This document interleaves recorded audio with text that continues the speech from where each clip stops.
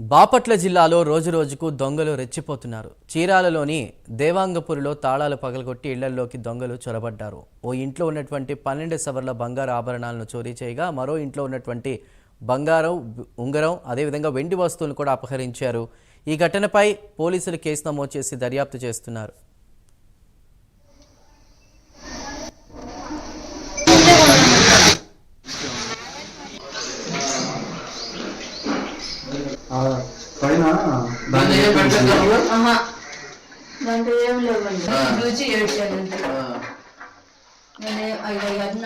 తీసేసండి సరే ఎక్కడే ఉండే ఒక నిమిషం అయ్యా ఇట్లా కందిస్తాం ఉంటే తీసుకుంది కానీ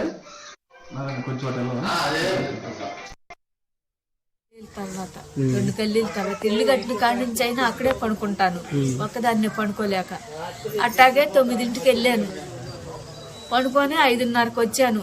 వచ్చి డోర్ తీసే తలకి గుడ్డలు అన్ని చిందరబందరం పడేసి ఉండే తలకి ఏడుతుంటదిగో ఆమె వచ్చి ఏందా సుందరం ఏడుతున్నామండి, దొంగలు పడ్డారు, బంగారం అంతా పోయింది, మొన్న టీవీలే చేశారు, ఇంకా సంవత్సరం కూడా కాలేదు, ఒక చైను, 4 గాజులు, 10.5 సవరది, 3 ఉంగరాలు, 2 జతల కమ్మలు, 5,000 రొక్కం, 10 లక్షలు అంట పిల్లాడు చెప్పాడు.